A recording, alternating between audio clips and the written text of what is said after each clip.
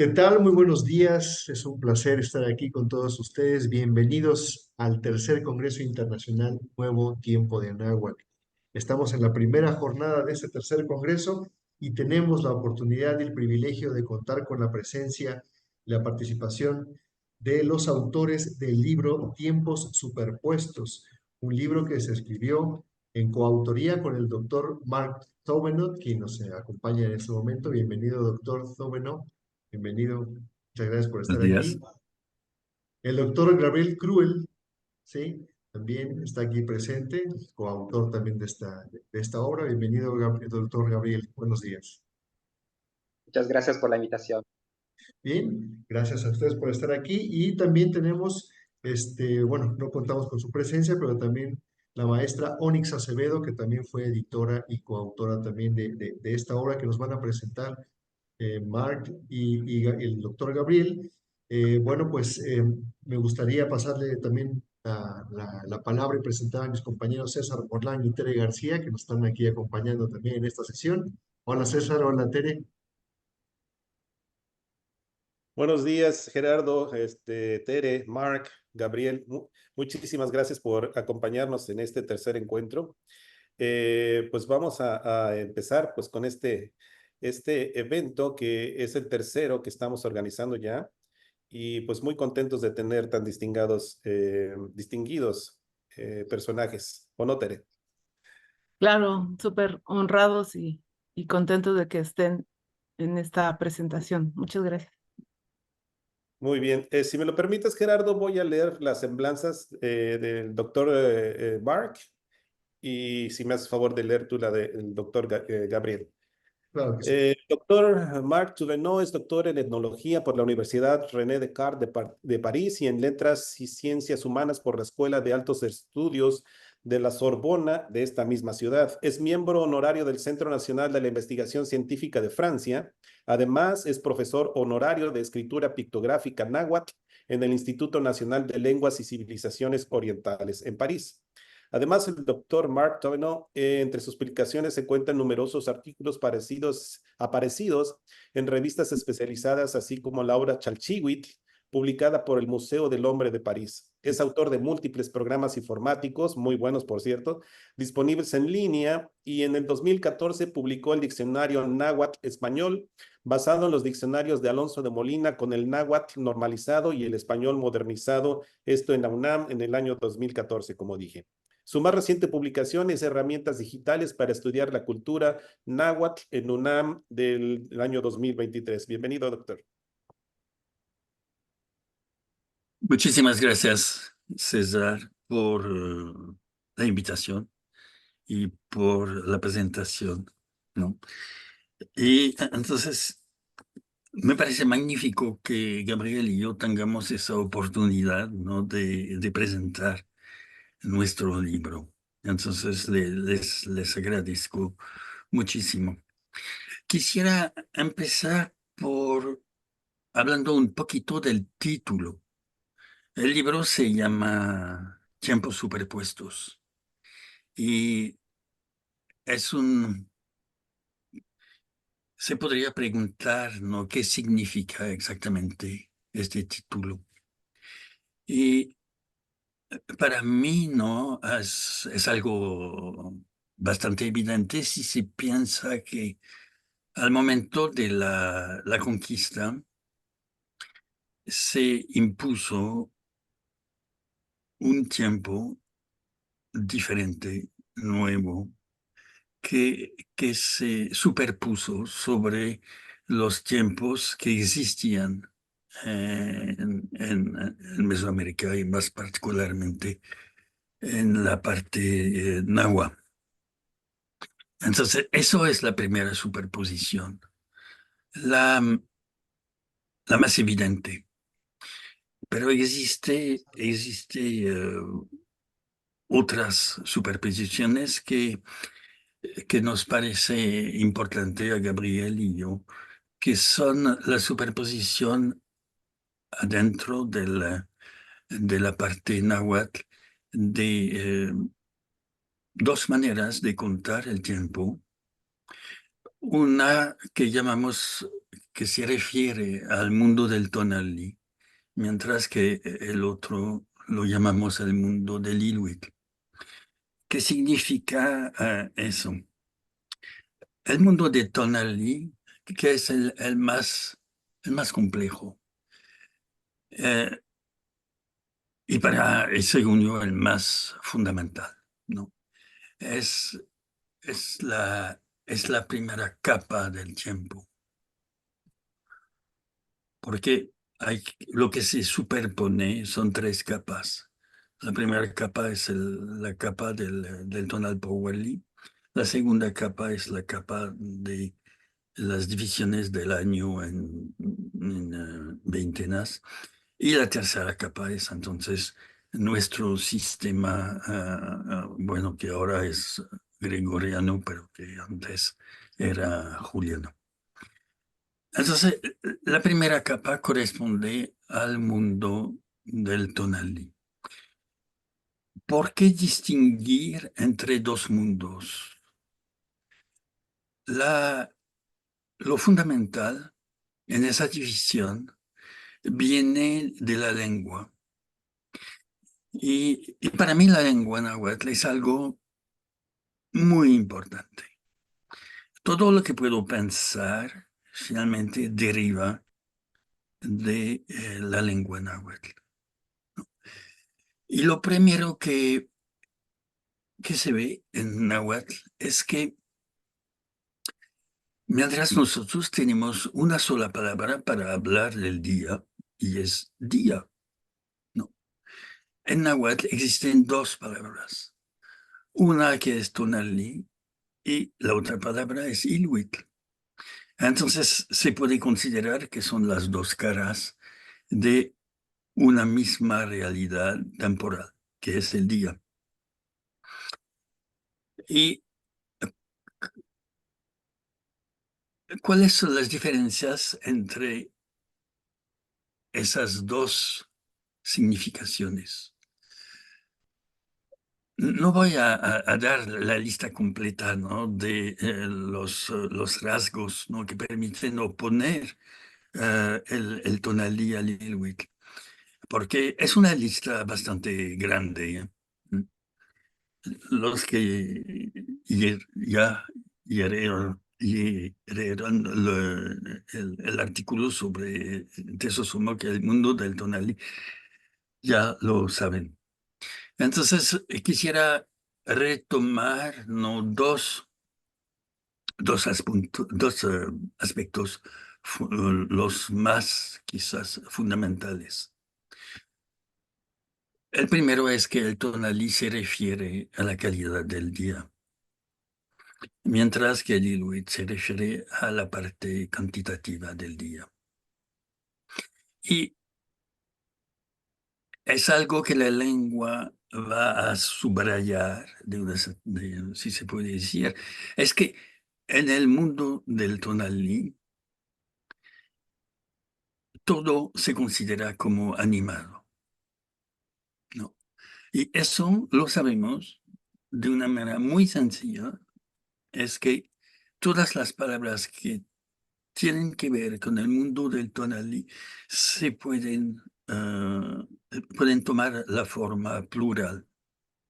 Y en náhuatl la forma plural solo se aplica a los animados, ¿no? Y la gran oposición no es que el ilhuitl no se puede pluralizar. Hablar de 20, de 80 días, no, eso sí, pero en náhuatl no se pluraliza, ¿no? Entonces, eso es el aspecto, uno de los aspectos más importantes para mí. Y el segundo es que existe una relación muy fuerte entre los números y el tonalí y el ilhuitl. El tonalí se relaciona con el número 13, ¿no?, que se encuentra en todas partes, y mientras que el mundo del ilhuitl se relaciona con el mundo 20 y con sus divisiones y sus multiplicaciones, ¿no? Entonces, es lo que se ve muy bien, por ejemplo, en el libro 2 del Códice Florentino. Entonces, eso es el panorama general, ¿no? Y Muy bien. este mundo del tonalí está compuesto por 3 niveles, o 4, no sé. Bueno, el primer nivel es el día, es el tonalí. Esos tonalí se juntan en un ciclo que se llama el tonal powali, de 260 tonaltín, ¿sí? Eso es el tonal powali. El ciclo arriba de eso son lo que llamo los años tonalí. Es decir, son ciclos de 365 días que no se dividen y que tienen el efecto de, al momento de superponerse con el tonal powali, de crear los años simplemente por razones matemáticas. Y por esas razones se obtiene solo 4 días que se llaman los días epónimos, es decir, los días que permiten de nombrar un año, y 13 números, ¿no? Y entonces es la combinación de esos, de 13 y 4, que nos da un ciclo grande, que es el ciclo de 52 años.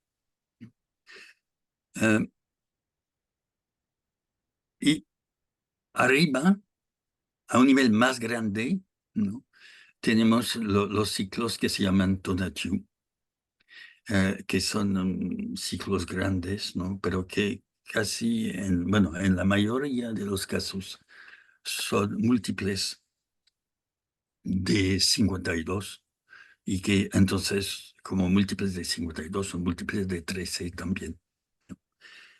Y la particularidad, ¿no?, gráfica de todo este mundo es que los signos y los números son los mismos, ¿no?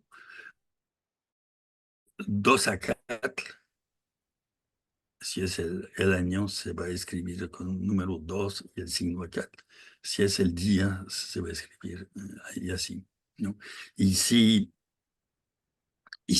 tenemos un Tonatiuh, son siempre los mismos signos. Entonces, hay una coherencia tanto a nivel de la lengua como a nivel de la grafía. Genial. Y para mí es algo muy importante, Sí. ¿no? Doctor, yo creo que esto es muy importante resaltar que esto justamente viene explicado en el primer capítulo del libro, en donde se hace esta diferenciación, como bien nos lo dice el doctor Marc Thévenot, respecto al mundo del tonal y respecto al mundo del Ilwik. Y creemos nosotros que es muy importante que se haya hecho esta distinción. Creemos que es un gran aporte, porque creo que la mayoría de las personas estamos tan acostumbrados a la parte de lo que es el español que decimos día, ¿no? Y no sabemos separar esta parte de lo que es el tonali del Irwit. Y realmente creo que a todas las personas que lean este libro van a encontrar esta clarificación de los conceptos muy importante respecto a lo que sería este primer capítulo.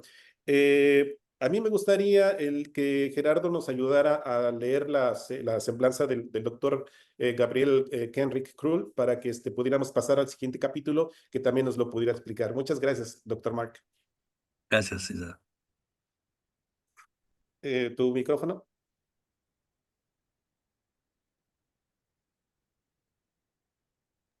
Ahí está, muchas gracias. Gracias, doctor. Gracias, César. Sí, vamos a continuar entonces.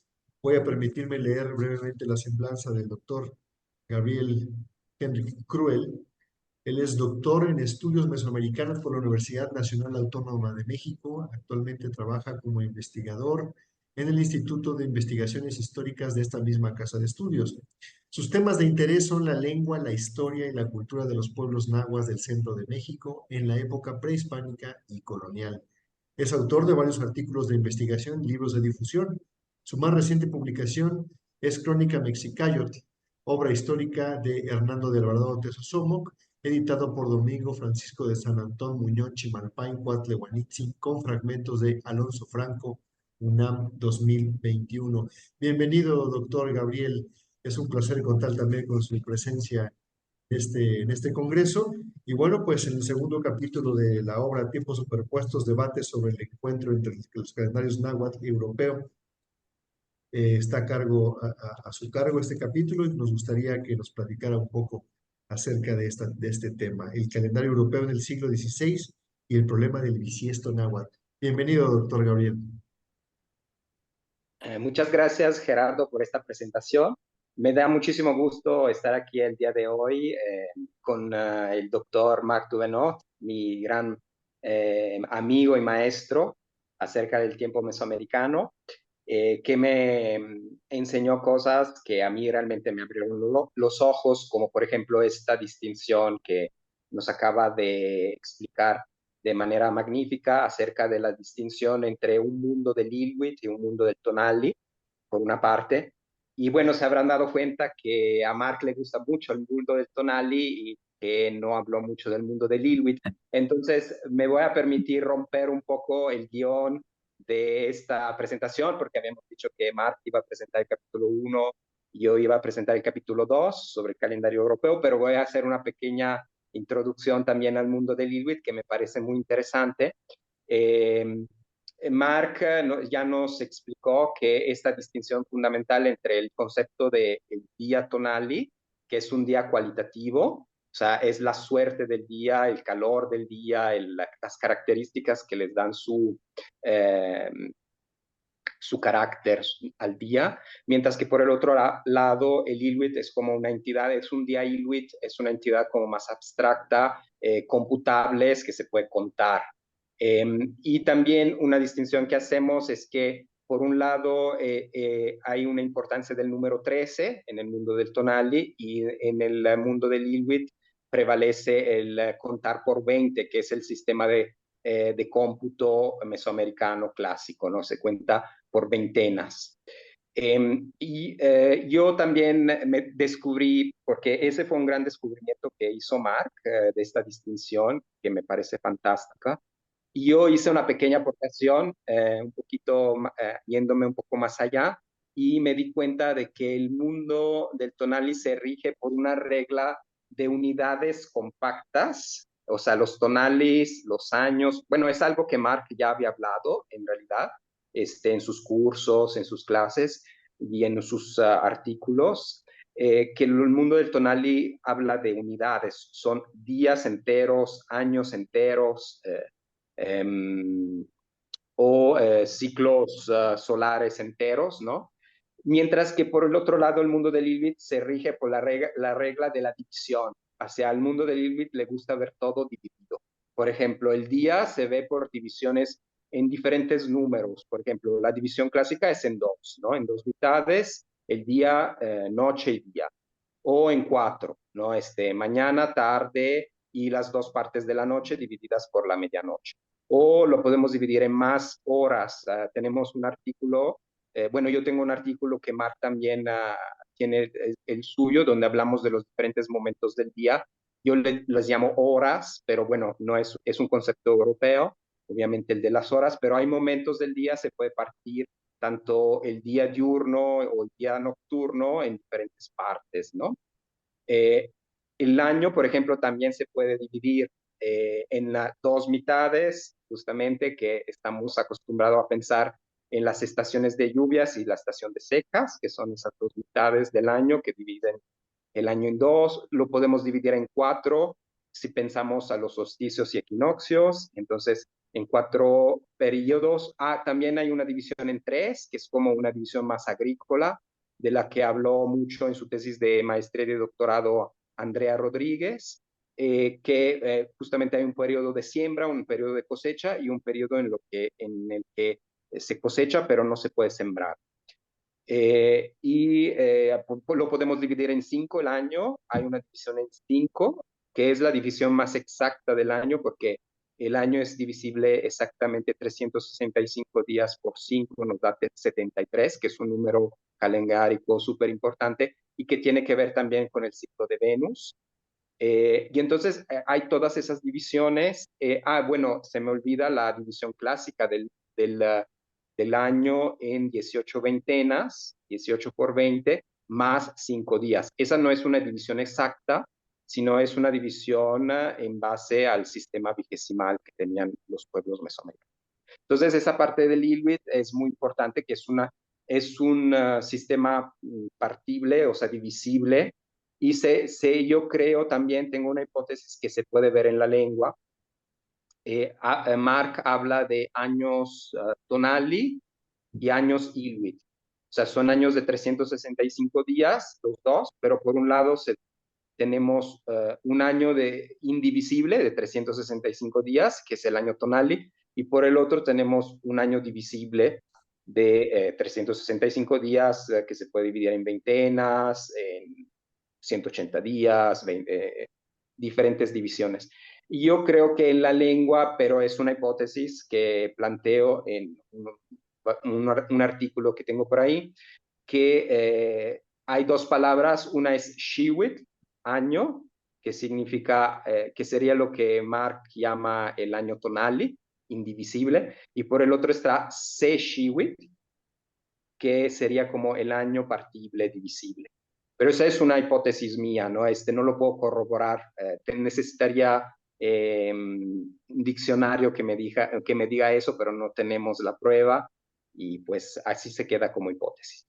Y bueno, cierro esa parte del mundo del ILWIT porque a mí me gusta mucho también esa parte y paso al capítulo segundo, que justamente es un capítulo muy breve, pero importante, en el que introducimos el calendario europeo, en particular el calendario que se utilizaba en el siglo XVI, que es el calendario juliano, fundado por Julio César, el emperador Julio César, que reformó el calendario romano en una época muy antigua, en el año 46-45 antes de Cristo, y formó este nuevo calendario romano que se pasó a llamarse calendario juliano, que fue el que utilizaron los cristianos en todos los estados europeos cristianos hasta el siglo XVI, hasta la reforma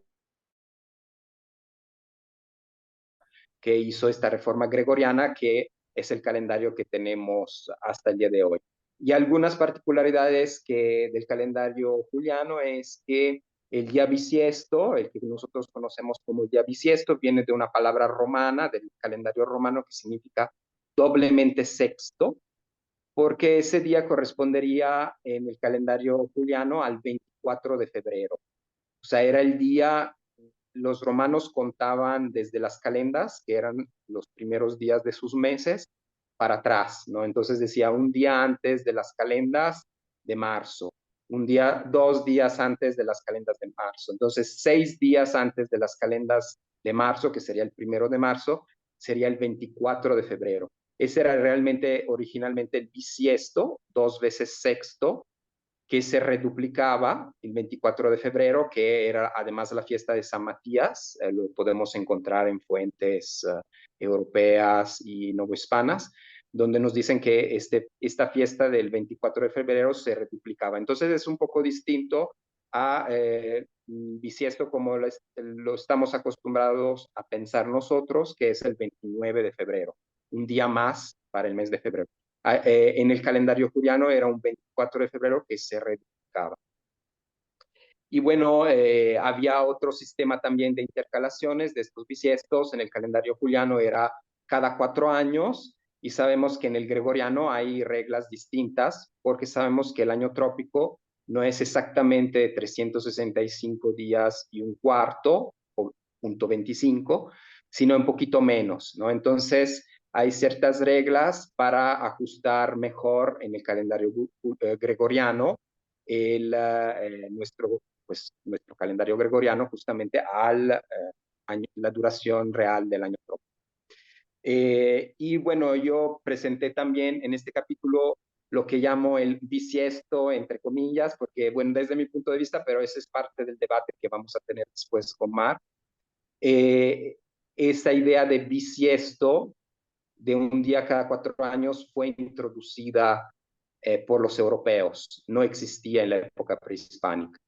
Y entonces presento ahí como todas las fuentes que hablan de este bisiesto, supuestamente desde mi punto de vista bisiesto náhuatl, de un día cada 4 años, donde hay diferencias entre los mismos autores del siglo XVI. Los dos grandes autores son, por un lado, Motolinia, que propone que no había bisiesto, y entonces los años se iban desfasando respecto a las estaciones del año trópico. Y por el otro sería Fray Bernardino de Sahagún, que propuso que sí había bisiesto, que era un día que se añadía a los 5 días Nemontemi, había cada 4 años un sexto día Nemontemi. Entonces ahí presento como estas fuentes que se contraponen, que se contradicen desde el siglo XVI, y este debate sigue hasta nuestros días y no se ha podido resolver, y vamos a debatir después un poquito, Mark y yo, sobre esta cuestión. Muy bien, doctor Gabriel. Gracias. Es importante, a mí, cuando yo leí el libro, me recuerda mucho lo que hizo, bueno, lo que se quejó inclusive, ¿te acuerdas? Michel Grolich, diciendo que él propuso esto desde hace mucho tiempo y pues nadie lo había retomado hasta que tú sacaste un artículo en el que habla sobre esta parte como un homenaje, lo que fue Miguel o Michel Grolich. Y es importante que también se hiciera toda esta recapitulación de todos los datos que hay en las fuentes, ¿no?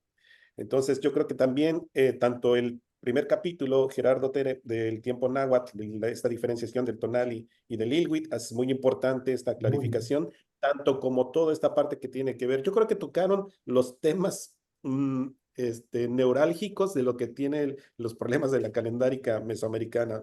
No sé qué opinas tú, Tere.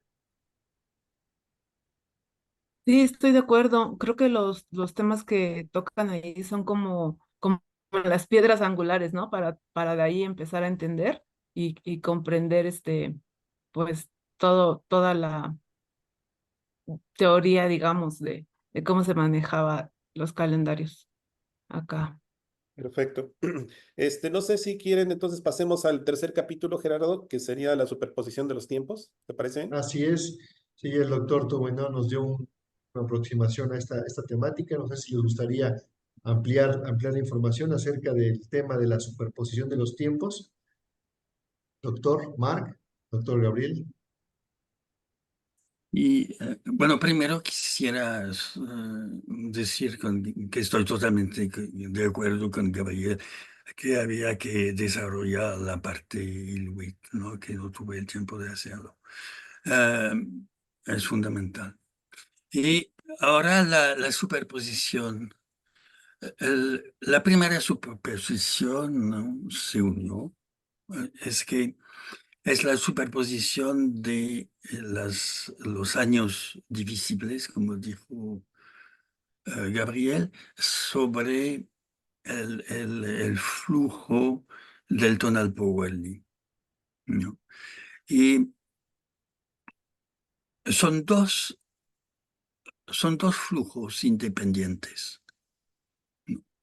El tonal Powelli son ciclos de 260 días que se repiten cada año de la misma manera. Digo año porque se ve en algunas fuentes, como el Códice Florentino, en Tesostomog también, que en náhuatl se puede utilizar la misma palabra para lo que llamo año tonalí y el ciclo de 260 días. Entonces, Xihuitl parece que tiene quizás más el sentido de ciclo que de año, el sentido estricto.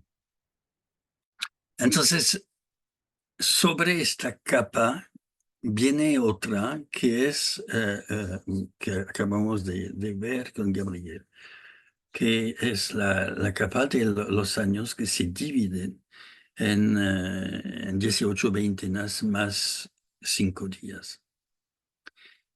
Y Lo que no sabemos y veremos en la parte del debate, ¿no? Es si esos años de 365 días siempre tenía este número o si de 4 en 4 años había un día más. El punto es que no existe en las fuentes que conocemos un ejemplo de un calendario del mundo del Inuit. Solo existen los calendarios para el mundo del Inuit, ¿no? El Tonal Powali, que se encuentran escritos en los Tonalamac, o los anales, ¿no? Que están escritos en los Shiur Amak, ¿no? Y los tonechus, ¿no? Que se encuentran como en la Piedra del Sol o en la Piedra de la Coronación. Y mientras que el mundo del Inuit no aparece en los documentos pictográficos o solo en documentos muy tardíos, ¿no? Eso significa que en la época antes de la conquista no había superposición. Esos dos mundos iban de su lado. Y lo que imagino, pero es un problema de imaginación, ¿no? Es que yo imagino que todo el mundo conocía el mundo del Inuit, ¿no? Porque es un mundo muy rítmico, ¿no? Donde todo se repite cada 20 días o cada 5 días para el tianguis o así, ¿no? Es decir, es un mundo en el cual hay todos existen todas las maneras, ¿no? De encontrarse en el tiempo sin la necesidad de un documento escrito. Y lo que vemos desde la época del Códice Florentino, es decir, al final del siglo XVI y al inicio del siglo XVII, vemos la primera superposición. Y la primera superposición es el hecho de juntar los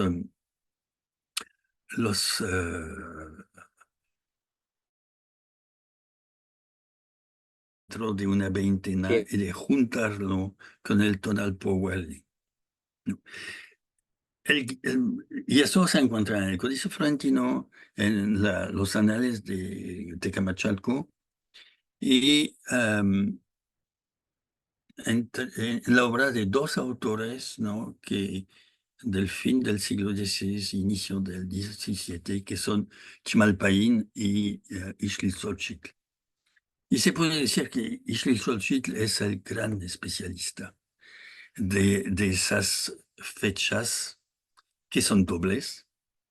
Y en el caso de esos autores, no solamente son dobles, sino que son paralelas. Entonces, quisiera proponer un ejemplo, ¿no? Que viene precisamente de Ixtlilxóchitl y que tiene que ver con la caída de Tenochtitlan. Y él dice que en el año 3 casas, en el día 5 conejo, octava día de Mikhail Huitzintli, ¿no? Es donde tenemos estos dos cálculos que se juntan, ¿no? Uno tradicional, ¿no? Que es 3 casas, el día 5 conejo, y viene después algo que es el octavo día, es decir, algo que es muy semejante al sistema europeo. Cuando se dice es el 16, ¿no? De agosto, es el mismo sistema, ¿no? Y entonces, y tenemos un sistema paralelo, es decir, es donde la superposición es total, ¿no? Es que además de esos dos sistemas viene la fecha paralela en el sistema europeo, es decir, el 12 de agosto de 1521. Entonces, con este ejemplo, creo que tenemos una idea de lo que es una superposición total, que junta fechas dobles y fechas paralelas. Muchas gracias, doctor. Yo creo que también, Gerardo Tere, doctor Gabriel, es muy importante tercer capítulo. También es muy clarificador respecto a lo que pasó respecto a cuando ya se juntaron ambos calendarios, ¿no? Tanto el europeo como el mesoamericano. Y yo creo que también es importante rescatar, como bien lo dijo el doctor Mark, es de que el Ilwit no aparece en ningún, el mundo del Ilwit no aparece en ningún lado en los códices, ¿no? En los códices que tenemos todavía anteriores a la llegada europea, pues vemos que lo que está representado es generalmente el mundo del Tonali. Excepto, si no mal recuerdo, y si me corrigen, por favor, hay una piedra de un atado de fuego nuevo ahí en el Museo Nacional de Antropología e Historia, en donde sí se tiene ahí un cuadrete con el año 1 caña, o el tonali, o el xiutonali 1 caña, y una banderita representando probablemente a Panquetzalistli. Hasta donde yo conozco es la única representación gráfica del mundo del Ilwit, ¿no? Entonces, yo creo que es importante esta superposición, entender esto, y es un aporte muy valioso en este libro, lo que sería esta superposición de los años respecto a entender entonces ambos conceptos. No sé qué opinen aquí, Gerardo y Tere. ¿Tienen algo que agregar ahí? Sí, pues sin duda es el tema de temas, ¿no? Porque vivimos en una época, yo por eso también lo comentábamos hace unos pocos días, tú y yo, César, lo comentábamos acerca de, pues que este libro es una obra no solamente útil, sino necesaria, ¿no? En esta Sí. época, no solamente porque revisa todos los temas que ya se tienen, se dan por granjeados, se dan por entendidos, pero aquí se resume y se concreta toda esta información en una sola obra, pues en una época que digo que hay de tanto interés por la cuenta del tiempo, pero también tanta confusión, precisamente por estos temas que ellos nos están compartiendo, y por lo cual, pues sí, el debate pues ya viene de mucho tiempo atrás, y qué bueno que en esta ocasión tengamos oportunidad de tener a dos personas como los doctores Krugel y Thauvenow para podernos ayudar a clarificar estas ideas y, por supuesto, avanzar en la comprensión de estos temas, ¿no? Sí, ciertamente, pues eso es lo que quería comentar, un poco parafraseando lo que ya se ha comentado, pues invitar a que nos platiquen un poco acerca de cuáles son precisamente las temáticas o cómo podrían definir o resumir el tema en las correlaciones calendáricas modernas, porque es ahí donde se centra precisamente la problemática, ¿no? A lo que nos enfrentamos quienes estamos interesados en el estudio de estos temas. Sí, eso estaríamos hablando entonces ya del cuarto capítulo, doctor Gabriel. Respecto a las correlaciones calendáricas modernas, no sé si quisieras agregar un poco sobre también la superposición de los tiempos y ya nos hablara sobre lo que sería el cuarto capítulo. Estamos ya por cerca de los 40 minutos de esta charla, así es que vamos a acercarnos un poquito ya hacia el debate. Correlaciones calendáricas modernas, doctor Gabriel, ¿qué nos dices? O si quieres agregar un poquito sobre la superposición de los tiempos. Sí, muchas gracias, César. Bueno, a mí me toca un poco hablar de este capítulo 4 sobre las correlaciones calendáricas modernas. Y lo que quisiera decir es que nosotros, bueno, ya en el siglo XXI, ya tenemos muy bien establecida esta correlación de Alfonso Caso, ¿no? La famosa correlación el 13 de agosto de 1521, que corresponde en el Tonalpohualli al día 1 serpiente, en el Sempo Hualapohualli, o esta cuenta de las veintenas, a el segundo o el tercer día, dependiendo de la correlación, si nos vamos más hacia Seller o más hacia Sacaso.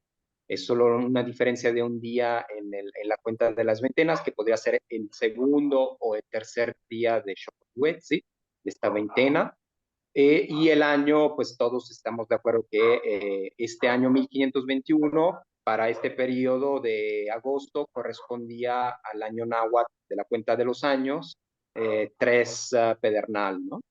Y lo tenemos ya muy bien establecido, pero nos hemos olvidado un poco de dónde viene. O sea, eso fue un trabajo realmente que se hizo desde finales del siglo XIX, principio del siglo XX, con estos dos autores muy importantes, que ya cité, Edward Seller y Alfonso Caso por el otro lado.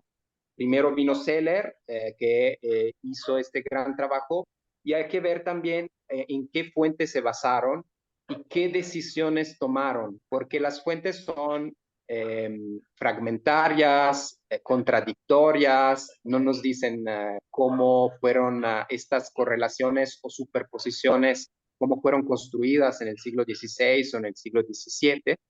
Y entonces ellos también tuvieron que tomar decisiones importantes y hacerle caso a algunas fuentes y olvidarse o decir, esta fuente yo no le creo, yo le creo a esta, o en la misma fuente aparecen dos fechas y uno dice, bueno, ¿cuál de las dos vamos a tomar como la buena? ¿Esta o la otra? O ambas, y vamos a construir una nueva teoría. Entonces, lo que hicieron Seller y Caso es que tomaron sobre todo el Códice Florentino, en esa parte del libro 12 sobre la guerra, la conquista, y donde aparecen justamente fechas para dos acontecimientos fundamentales de la historia de la guerra entre los españoles y los mexicas, que fueron el encuentro entre Cortés y Moctezuma, el famoso 8 de noviembre de 1519, y por el otro lado, la otra fecha, la segunda fecha importante, que yo llamo fecha 1 y fecha 2, bueno, nosotros llamamos así. La fecha 2 es la de la conquista, o sea, realmente la rendición de Cuauhtémoc frente a Cortés el 13 de agosto de 1520. Estas son las dos fechas fundamentales, y inclusive a través de la distancia de días entre estos dos acontecimientos fundamentales para nuestro México actual, inclusive después de más de 500 años. Entonces, estos dos autores tomaron ciertas decisiones, construyeron ciertas teorías que podemos compartir o no, podemos discutir, podemos criticar también, sobre las correlaciones modernas que tenemos, que son las dos fundamentales, son por un lado la de Seller y por el otro la de Alfonso Caso. Y por el otro lado, también presentamos una teoría que no tuvo éxito entre los investigadores, que es la de Paul Kirchhoff, un investigador alemán que tuvo un trabajo muy destacado aquí en México en el siglo XX, y que fue un poco olvidado su trabajo, sobre todo sobre los calendarios. Se podían conjuntar todas estas contradicciones que tenemos en las fechas de las fuentes, en el Códice Florentino y en los códices, en los manuscritos, en las crónicas. Tenemos diferentes fechas para los mismos acontecimientos y así. Entonces él propuso una teoría revolucionaria de la, digamos, variedad y multiplicación de calendarios nahuas, por lo que había un calendario tlatelolca y un calendario mexica, Tenochca. Y por el otro había un calendario de Culhuacán, un calendario de Mixquic, un calendario tolteca, un calendario... Entonces, ahí se multiplicaron los calendarios, sobre todo gracias al trabajo de Kirchhoff, de Vigberto Jiménez Moreno, que siguió a Kirchhoff y también propuso una gran cantidad de calendarios nahuas, en los que variaban tanto la cuenta de los años, por ejemplo, para hacer un ejemplo, el famoso año 1519, uno caña, en otros calendarios tendrían otras fechas de la cuenta de los años, por ejemplo, 13 caña o uno conejo para el mismo año. Y inclusive, yendo aún más allá en esta teoría de la diversidad, había diferentes cuentas de los días. Entonces, el mismo día, uno serpiente, que es el famoso 13 de agosto de 1521, era 5 conejo para Estrilzóchitl, era, no lo sé, cualquier día del Tonalpohualli para otro pueblo náhuatl del centro de México, o inclusive no náhuatl de otros lados de Mesoamérica. Entonces ven que se multiplican de manera exponencial, diría, los calendarios, ¿no? Si nosotros tomamos la idea de Paul Kirk. Y esa es también una uno de los debates que tenemos Mark y yo, que le vamos a hablar en la siguiente parte, sobre el debate, que es el capítulo 5, justamente la unidad versus la diversidad de los calendarios nahuas. No hablemos de los calendarios mesoamericanos porque ahí es aún más diversidad. Gerardo. Gracias, doctor Gabriel Cruel, por por este comentario. Bueno, pues ahora los invitamos a nuestros dos invitados a que nos pues planteen las posibilidades del debate, planteen sus posturas y sus fundamentos, que digamos de alguna manera pudiéramos decir resumen su posición ante este debate que plantean en este libro, Tiempos Superpuestos. Doctor Sí. Mark, por favor. Sí, perdón, antes de eso, nada más a clarificar que este debate también está escrito en el libro, como siendo Exacto. el quinto capítulo de este importante obra, que pues obviamente estamos promoviéndolo porque creemos que es importante que se conozcan estos conceptos, ¿no? Entonces, pues vamos a entrar un poquito así que para que se ponga sabroso el debate. Ya están muy respetuosos en la parte de escrito y obviamente esto se va a reflejar aquí. Como decía Gerardo, doctor Mark Tominot, deshaciendo el mito de la unicidad. Existieron varios calendarios, hablando del mundo náhuatl. No hubo unicidad, se llamaban, todos tenían el mismo nombre del tonali. ¿Qué nos puede decir al respecto, doctor Mark? Antes de hablar de este tema, quisiera subrayar que hasta este punto, es decir, los 4 primeros capítulos, estuvimos de acuerdo, Gabriel y yo. Cada quien tenía su preferencia para tal tema y el otro, sí, sin duda. Pero realmente no sin negociaciones, porque como dijo en una presentación previa Gabriel, los dos somos necios y entonces hicimos esfuerzos, ¿no? Para bueno, hicimos esfuerzos para encontrar un punto de equilibrio entre los dos, ¿no? De tal manera que todo lo que aparece en los 4 primeros capítulos, cada uno lo puede asumir sin problema, ¿no? Eso es lo primero. Lo segundo es que esa idea del debate es la idea de Onyx Acevedo. Es ella quien nos propuso la idea del debate y quien nos propuso las 2 preguntas. Y las 2 preguntas son, ¿existe algún tipo de ajuste calendárico entre los pueblos nahuas? Y después sigue. Y había distintos calendarios nahuas en vigor en la época prehispánica. Entonces, antes de contestarte, César, quisiera desarrollar la primera pregunta. Y la primera pregunta, Gabriel y yo tenemos como casi el mismo punto de vista, pero el casi es importante. Es casi en el sentido que los dos estamos convencidos que había la necesidad de hacer un ajuste.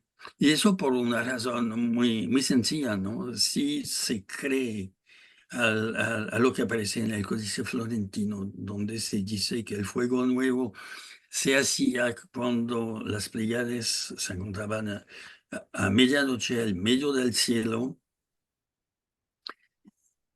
eso no coincide con 73 por 260 o 305 por 52 días. No coincide. Faltan 13 días. ¿No? Entonces hay 2 soluciones. O se dice, bueno, no sé, el Códice Florentino no lo vamos a tomar en cuenta. En este caso, todo puede coincidir. Pero si se toma en cuenta y no veo de mi lado ninguna razón para no tomar eso en cuenta, entonces se necesita hacer algo con esos 13 días. Y entonces hasta este punto estamos de acuerdo. Ah, donde nace el desacuerdo es que la propuesta que hago es que, siguiendo la lógica de los dos mundos, el mundo del tonalí y el mundo del Inuit, como dos mundos independientes, ¿no? Entonces, mi propuesta es que en el mundo del tonalí había al final que añadir los 13 días que faltaban, mientras que en el mundo del Inuit se podía añadir un día cada 4 años, de tal manera que al final las dos cuentas coincidían. No, eso es mi propuesta y veo en el teocalli como la expresión gráfica de mi hipótesis. Esa es la primera pregunta. Y la segunda, no lo voy a hacer largo, porque sé que faltamos de tiempo. La segunda es que sí, estoy convencido que no existía un solo calendario para todo Mesoamérica. ¿Y por qué? Por una razón que viene de las fuentes. Son múltiples los ejemplos donde tal evento tuvo lugar en tal año y entre las fuentes no coinciden. No. Y de esos ejemplos hay muchos. Además, en los anales de Cuautitlán se dice de manera expresa, ¿no? Con dos fechas diferentes, que cómo dicen los de tal lugar o cómo dicen los del otro lugar, ¿no? Entonces, para mí, esos hechos que vienen de las fuentes son muy importantes. Si tengo el tiempo de añadir algo, el, el, em, si vemos el conjunto de las fechas dobles y paralelas, hay más o menos 60 fechas que encuentro PREM y que encuentre algunas más. Si vemos esas fechas y si queremos utilizar el sistema de caso, bueno, el sistema de caso Nicholson, no es lo mismo. Si utilizamos el sistema en Aztec Calendar, ¿no? Lo que vemos es que esa ecuación, ¿no? Porque es un programa informático, ¿no? Es un algoritmo, ¿no? Entonces por detrás hay ecuaciones. Y esa ecuación funciona solamente en 4 casos. Es decir, que en la gran mayoría de los casos no funciona. Por eso desarrollé de mi lado un programa que se llama Tonal Power, donde tomó exactamente la postura opuesta y trato de mostrar, ¿no? Los resultados que se pueden obtener utilizando diversos sistemas, porque hay que entender bien, ¿no? Que un sistema para hacer un programa son un conjunto de parámetros y si se modifican esos parámetros, se obtienen resultados diferentes. Muy bien. Es lo que puedo. Muy bien, doctor Mark, estamos pues ya a unos minutos de llegar a la hora, estamos por los 53 minutos. Me gustaría que pues aquí la posición del doctor Gabriel, ¿qué nos puede decir al respecto? Para que podamos de alguna manera conocer ambas posiciones, ya nos dijo el doctor Mark y vamos a escuchar ahora lo que nos puede decir el doctor Gabriel. ¿Qué opinas, doctor? Claro que sí, muchas gracias, César. Intentaré ser rápido y breve. Em, yo llamé la parte que me tocó del debate reformas prehispánicas, manipulaciones coloniales e invenciones modernas. Y bueno, estas 3 partes, la primera, la de las reformas prehispánicas, porque yo propuse una hipótesis sobre cómo se pudo haber ajustado el calendario mexica en particular. en un artículo que publiqué en el Journal de las Sociedades Americanistas hace algunos años, donde propongo que quizás se añadieron esos 13 días de los que hablaba Mark al final de un ciclo de 52 años, que además es como tiene un sentido mesoamericano bastante interesante por la cuestión de los 13 días de cena que se añadió en lugar de un día cada 4 años, que me parece más bien como la introducción de un bisiesto que no existía en la época prehispánica, que se quiso introducir en el calendario náhuatl, ¿no? Y ahí tenemos ciertas fuentes e indicios que nos llevan a pensar que realmente esa fue una invención, una introducción, que luego los autores posteriores, a mediados del siglo XVI, que luego los autores posteriores, como Sagún y Slilzóchitl y así, tomaron como si fuera una realidad prehispánica. Desde mi punto de vista, bueno, mi propuesta, hipótesis es que no, ese fue una invención y el ajuste fue de estos 13 días y además el ajuste no se hacía como se hacía en el calendario juliano, donde se reduplicaban días o había días que como el bisiesto, ¿no? El famoso bisiesto, 2-24 de febrero o un día más al mes de febrero, 29 de febrero, sino que se introducían trecenas con sus signos del Tonalpohualli.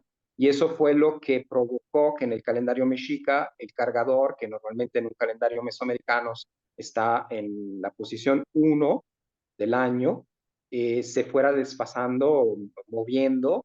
Entonces, en las reconstrucciones que ahorita tenemos de autores como Alfonso Caso, Edward Seller, Tena y así, en ninguna de esas reconstrucciones el día que le da su nombre al año, que Mark llama epónimo, que no, conocemos tradicionalmente como cargador, en ninguno de estos ocupa la primera posición del año, ¿no? Ya está desfasado en la posición 360 o en la posición 340 o en la posición 80 y así. Entonces esa es mi propuesta acerca de la cuestión del ajuste. Estamos de acuerdo con Mark de que debió de haber habido algún tipo de ajuste, pero yo creo que eran ajustes que se hacían después de un periodo de 52 años, justamente en la fiesta del Pueblo Nuevo. Acerca del segundo punto, las manipulaciones coloniales, yo hablo un poco de estos calendarios que aparecen en Sagún, pues en Motolinía, por ejemplo, en el Códice Telleriano Remensis, donde ahí tenemos lo que parece ser el bisiesto náhuatl prehispánico, que en realidad todos son como elaboraciones coloniales de algo que no se sabía. Ni siquiera tenemos una palabra para ajuste en náhuatl. De hecho, se utiliza bisiesto, así como préstamo en las fuentes coloniales. Entonces, esa idea de un día cada 4 años que se introducía, me parece como que es una influencia europea en los calendarios mesoamericanos. Y también, bueno, acerca de las invenciones modernas, ahí hablo un poco de invenciones modernas porque yo estoy de acuerdo con un gran investigador alemán que se llama Hans Prem, que escribió un libro magnífico, se publicó en 2008 se llama Manual de la Antigua Cronología Mexicana, donde él nos explica y no está de acuerdo con esta hipótesis de Paul Kirchhoff sobre la multiplicación de calendarios. O sea, que digamos, en la fuente encontramos que nos dicen, este acontecimiento pasó en tal año, de la cuenta de los años, pero en otra fuente o en una fuente de otro pueblo náhuatl encontramos que dicen que ese acontecimiento no pasó en ese año, sino, pongamos, la fundación de Tenochtitlan, ¿no? La famosa fundación de Tenochtitlan. Los texcocanos dicen que fue en un año uno conejo, los mexicas tenochcas dicen en el año dos casa, ¿no?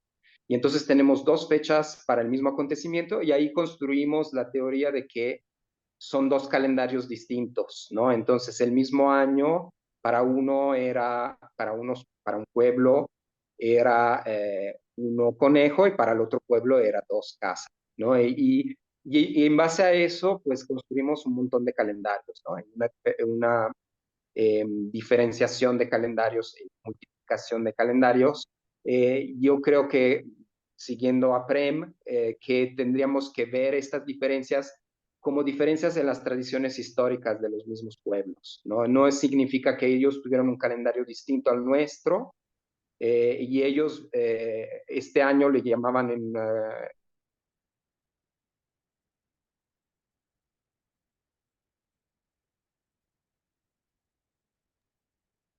Creo que perdimos al doctor Gabriel. Bueno, vamos a esperar que regrese. Eh, bueno, ya estamos aquí cerca de la hora. Ya Doctor, regresó. ¿ya regresó? ¿Gabriel? Sí, sí, sí, ¿me escuchan? Sí, te perdimos durante Te algunos perdimos. segundos. Ah, ok. ¿Puedo seguir con Sí, sí, mi... un par de minutos más, por favor, para Ok, cerrar. Ya. claro que sí, ahorita termino. Nada más les decía, ¿no? Que yo estoy de acuerdo con, más como con Hans Brem sobre esta invención de calendarios nahuas que se dio en el siglo XX, en base a la teoría de Kirchhoff, que no tuvo mucho éxito. No digo afortunadamente, pero la teoría de caso fue la que ganó, digamos, y por eso hasta la fecha casi todos seguimos la correlación de caso, eh, y que considero que todos estos calendarios nahuas realmente son inventados, no son calendarios reales que existían en la época prehispánica.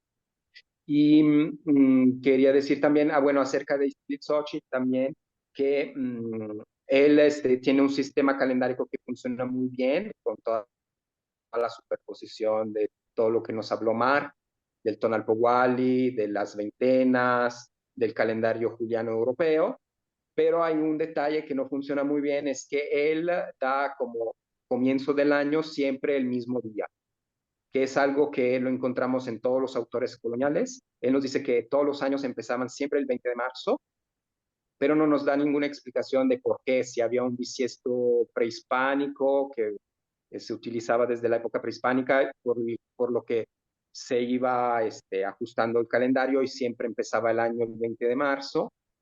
O lo que yo creo en realidad es que él utilizaba un calendario de unas tablas donde él tenía como las correlaciones, y esa tabla le servía para en sus crónicas encontraba las fechas en los manuscritos como el Códice Sholot y así, y a través de esos cálculos o tablas, él proponía la correlación. A veces se equivocaba inclusive, pero pues sus cálculos son bastante buenos, como ha demostrado Hans Prem y ha demostrado eh,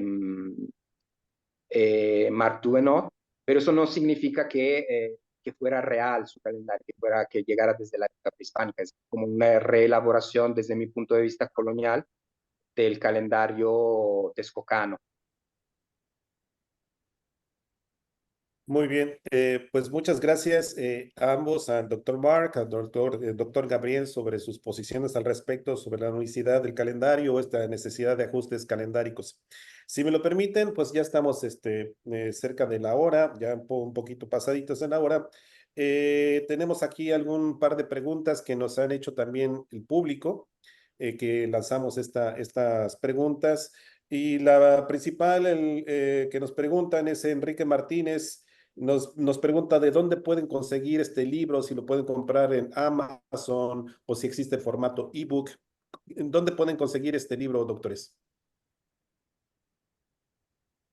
Bueno, creo que Gabriel puede contestar de manera más acertada que yo mismo. Gracias, Mark. Bueno, lo pueden adquirir en el Instituto de Investigaciones Históricas de la UNAM, que se encuentra en la zona cultural, en la librería del instituto, pero también en la plataforma de la UNAM, donde se pueden adquirir los libros. Creo que también hay como, lo pueden adquirir y también pagar como el envío para su casa. Y solo está la parte, está impreso el libro actualmente, pero posiblemente en un futuro lo tendrán también de acceso abierto en el Instituto de Investigaciones Históricas en el sitio. Bueno, si se quieren esperar, pues les recomiendo pues ya adquirir un ejemplar de este libro. Cuesta 100 pesos, pero hay descuentos, es muy accesible económicamente, pero hay descuentos para estudiantes y trabajadores de la UNAM de 50%. Muy bien, muchas gracias. Gerardo, tú tenías también preguntas, ¿no? Sí, bueno, también sí tenemos algunas preguntas. Aquí también algunas que nos compartieron personas que les comentamos que íbamos a tener esta reunión con ustedes. Y bueno, una que les puedo plantear, y para no extendernos más, a ver si me pueden ayudar a responder. ¿Cuál es el principal, qué ventajas o beneficios imaginan o creen que pueden derivar de una cuenta unificada? El hecho de que nos pongamos de acuerdo las propuestas calendáricas modernas que existen. ¿Qué beneficios traería la unificación de este criterio para la comprensión de todas estas temáticas? Bueno, si puedo contestar, eh, para mí no es un problema de beneficio, es un problema de adecuación con una situación que existió antes de la conquista. Esa es la meta, ¿no?, que estamos buscando, ¿no? Y a pesar de a veces no estar de acuerdo, ¿no?, estamos totalmente de acuerdo sobre esa meta.